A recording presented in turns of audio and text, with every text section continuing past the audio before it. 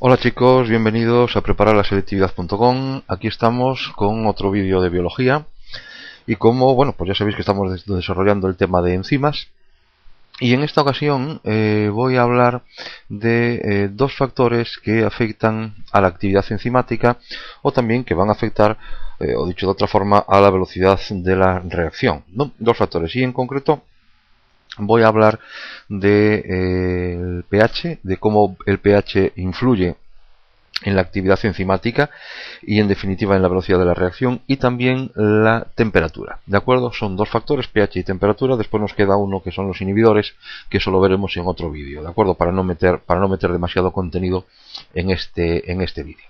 Bien, entonces, como digo, el objetivo es que conozcáis en este vídeo cómo el pH y la temperatura afectan a la actividad de una enzima y por lo tanto afectan a la velocidad de la reacción.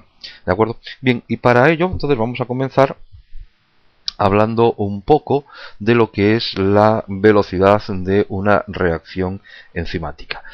Sabéis ya por otro vídeo que he grabado que la velocidad con que tiene lugar una reacción enzimática en un principio va a depender de la concentración de sustrato. Es decir, a medida que vaya aumentando, como veis ahí en la gráfica perfectamente que tenéis delante, en un eje está el tiempo, en el eje horizontal el tiempo, eje vertical está el producto que se forma. Entonces, como digo, a medida que aumentamos la concentración de sustrato, ¿vale? Lo que va a ir ocurriendo es que cada vez va aumentando la velocidad con que tiene lugar esa reacción, ¿vale? Se va produciendo un aumento, es decir, para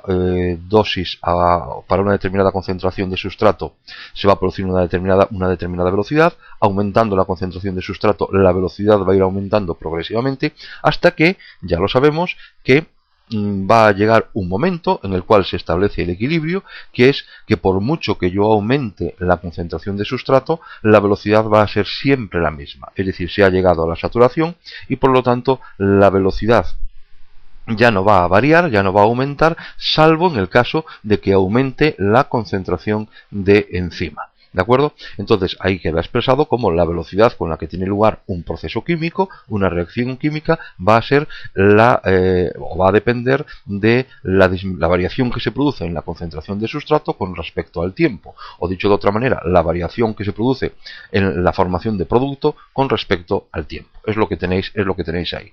El primero lleva el signo negativo porque la concentración de sustrato va disminuyendo a medida que aumenta el tiempo. Entonces ya tenemos claro lo que es el concepto de velocidad de reacción, que es el cambio de sustrato en función del tiempo, la disminución en la concentración de sustrato en función del tiempo o el aumento del producto en el tiempo. ¿Vale? Va a ir aumentando siempre hasta que llega un momento en que se alcanza la saturación y por mucho sustrato que yo añada, si no aumento la cantidad de enzima, pues evidentemente la velocidad pues no va a variar. Bien. Entonces, como digo, una vez que ya conozco cómo es o entiendo qué es la velocidad de un proceso, de una reacción enzimática, ahora es cuando ya vamos a hablar, o voy a hablar de los dos factores, de cómo influyen los dos factores, tanto temperatura como pH. Bien, vamos a ver, lo que está claro es que a medida que aumentamos la temperatura, pues lo que va a ocurrir es que las moléculas que forman parte, o sea, esos sustratos, vamos a incrementar su energía, cinética. Por lo tanto, al moverse más las moléculas que forman los sustratos, esto favorece que se encuentren tanto el enzima como el sustrato, y de esta manera aumentamos la velocidad de la reacción.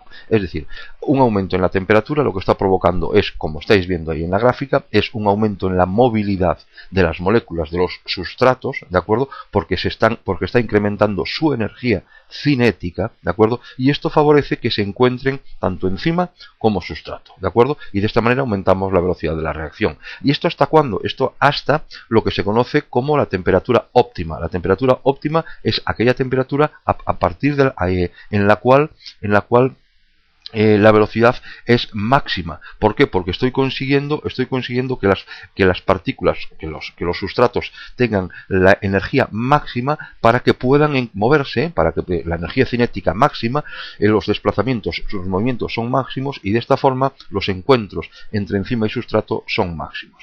Pero bien, esto, como digo, hasta un punto, porque si yo continúo aumentando la temperatura, ¿de acuerdo?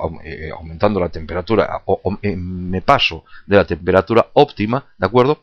Va a haber un exceso de movilidad molecular. Al haber un exceso de movilidad molecular, va a dificultar esta unión enzima-sustrato, y por lo tanto comienza ya a disminuir, tal como estáis viendo en la gráfica, comienza ya a disminuir lo que es la velocidad de la reacción.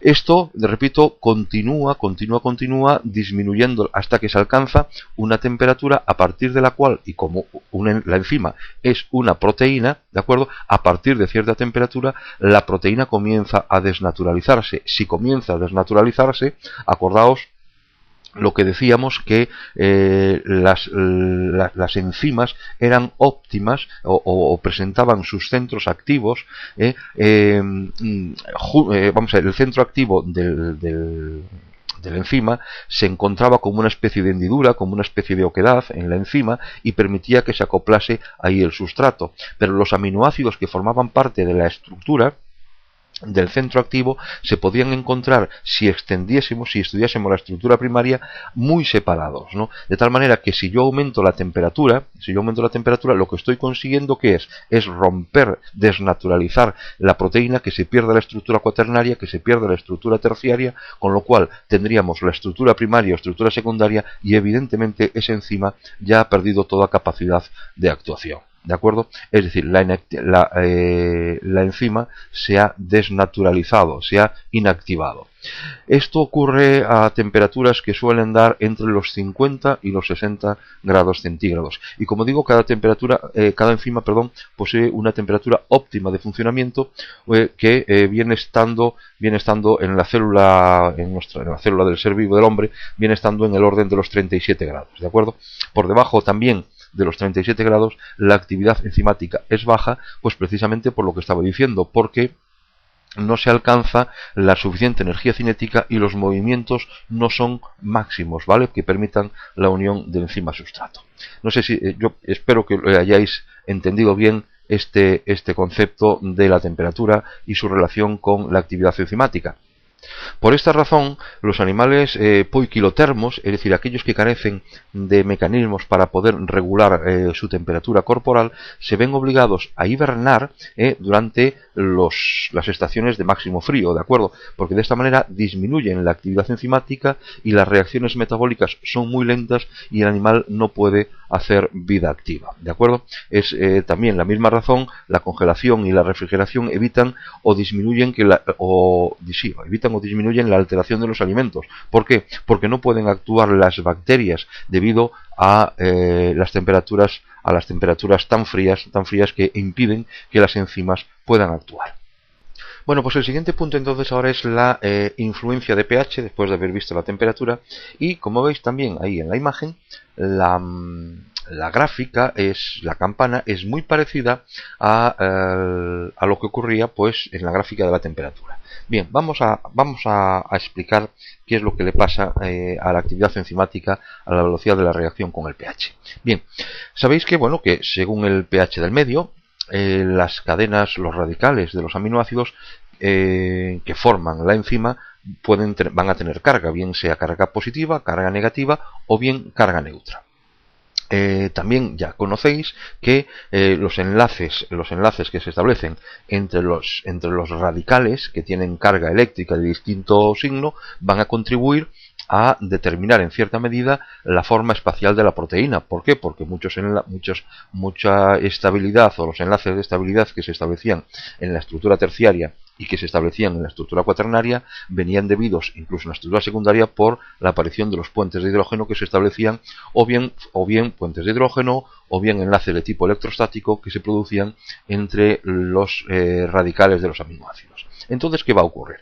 Si el pH varía, lo que puede producirse en primer lugar es que se produzcan variaciones en estas cargas, y por lo tanto, si se producen variaciones en estas cargas, lo que va a ocurrir es que estos enlaces que acabo de decir de tipo electrostático pues no se van a producir, ¿vale? Esto va a dar lugar a que cambie la forma espacial, y si cambia la forma espacial, acordaos de nuevo de lo que decía antes, el centro activo necesitaba de que los aminoácidos se encontrasen dispuestos de una forma determinada en un lugar determinado. Si cambia la conformación, pues evidentemente estoy perdiendo en cuanto a actividad catalítica de ese enzima, ¿de acuerdo?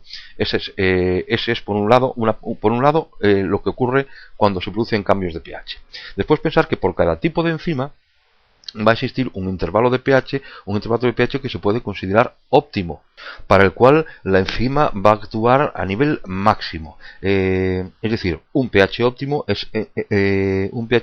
indica o implica una actividad máxima. De tal manera que si ahora lo que hacemos es modificar los valores de pH fuera del intervalo, lo que va a ocurrir que es, bueno, pues que si la estabilidad de la proteína, en este caso la enzima, pues depende de los enlaces que se establecen de tipo electrostático, de tipo puentes de hidrógeno entre los distintos aminoácidos, si yo me alejo del rango de pH para el cual la enzima presenta su máxima estabilidad, pues lo que voy a conseguir es que la enzima comienza a desnaturalizarse y pierde por lo tanto toda su actividad catalítica. Es decir, nos centramos en dos, el pH puede disminuir o disminuye, mejor dicho, la actividad enzimática de dos maneras. Uno, afectando a las cargas globales de los radicales, y por otro lado, a la propia desnaturalización que sufre la enzima, ¿de acuerdo?